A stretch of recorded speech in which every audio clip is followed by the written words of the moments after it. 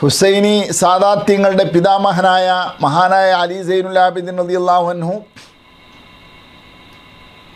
എത്ര വർഷമാണ് മഹാനവറുകൾ ജീവിച്ചത് എന്നുള്ളതിൽ ചെറിയ അഭിപ്രായ വ്യത്യാസങ്ങളുണ്ട്. ഏതായാലും മഹാനവറുകളുടെ ചരിത്രത്തിൽ 28-ാം വയസ്സിലാണ് കെർബല സംഭവം നടക്കുന്നത് എന്ന് കാണാൻ കഴിയും. ബഹുമാനപ്പെട്ട ഉസ്മാൻ ബിൻ അഫ്ഫാൻ റളിയല്ലാഹു അൻഹുവിനെ കൊല ചെയ്യപ്പെടുന്നതിൻ്റെ 2 വർഷം മുമ്പാണ് മഹാനവറുകൾ ജന്മം കൊണ്ടതെന്നും ഹജ്ജാജ് ബിൻ യൂസുഫിൻ്റെ കാലഘട്ടത്തിന് ശേഷം യസീദ് ബിനു അബ്ദുൽ മലിക് ബിനു മർവാൻ അവരുടെ ഭരണകാലത്താണെന്ന് നമുക്കറിയാം. ബഹുമാനപ്പെട്ട അലി ബിൻ അബി ത്വാലിബ് റളിയല്ലാഹു അൻഹുവിനോട് കൂടെ ജീവിച്ചിട്ടുണ്ട്. മൂത്താപ്പ ഹസൻ റളിയല്ലാഹു അൻഹുവിനോട് കൂടെ, സ്വന്തം പിതാവ് ഹുസൈൻ റളിയല്ലാഹു അൻഹുവിനോട് കൂടെ, അങ്ങനെ വലിയ അവരിൽ നിന്നൊക്കെ പരമാവധി വെളിച്ചത്തിൻ്റെ കിരണങ്ങൾ ആവാഹിച്ചെടുത്ത് വളർന്ന ഒരു വലിയ മഹാനാണ് ബഹുമാനപ്പെട്ട അലി സൈനുൽ ആബിദീൻ റളിയല്ലാഹു അൻഹു.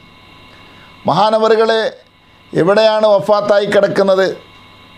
മിസ്റിലാണെന്ന് നമ്മുടെ ഈ യാത്ര സംഘടിപ്പിക്കുന്ന ചില ആളുകളൊക്കെ പറഞ്ഞു കേൾക്കാറുണ്ട്. മിസ്റിലല്ല ബഹുമാനപ്പെട്ടവരെന്നാണ് ചരിത്രത്തിൻ്റെ പ്രമുഖരായ പണ്ഡിതന്മാരൊക്കെ പറയുന്നത്. അലി എന്ന പേരിൽ ഹുസൈൻ റളിയല്ലാഹു അൻഹുവിന് 3 മക്കളുള്ളത് കൊണ്ട് അലിയുൽ അക്ബർ എന്ന പേരിൽ മിസ്റിൽ ഒരു മകനുണ്ട്. അതുപോലെ അലിയുൽ അസ്ഗറുമുണ്ട്. അലിയുൽ അക്ബറിനെ കുറിച്ച് ചില പണ്ഡിതന്മാരെങ്കിലും അത് അലി സൈനുൽ ആബിദീൻ റളിയല്ലാഹു അൻഹു ആണെന്ന് അഭിപ്രായം പറഞ്ഞ സ്ഥിതിക്ക് മിസ്റിൽ വഫാത്തായി കിടക്കുന്നത് അലി സൈനുൽ ആബിദീൻ റളിയല്ലാഹു അൻഹു ആണെന്ന് ചിലർ അങ്ങനെ അഭിപ്രായം പറഞ്ഞിട്ടുണ്ട്. അത് പക്ഷേ ശരിയല്ല എന്നുള്ളതാണ് പ്രമുഖരായ ചരിത്രകാരന്മാരൊക്കെ പറയുന്നത്. മഹാനവറുകൾ ജന്നത്തുൽ ബഖീലാണ്, അഥവാ മദീനയിൽ ഹസൻ റളിയല്ലാഹു അൻഹു ആകുന്ന മൂത്താപ്പൻ്റെ ചാരത്താണ് മഹാനവറുകൾ വഫാത്തായി കിടക്കുന്നത് എന്ന് ശംസുൽ ലഹീറ അടക്കമുള്ള മിൻ ആഖാബിൽ ബദ്അത്തിൽ മുഹമ്മദിയ പോലുള്ള ഗ്രന്ഥങ്ങളിലൊക്കെ കാണാൻ കഴിയും. ആ വിഷയം കൂടെ സാന്ദർഭികമായി മനസ്സിലാക്കുക.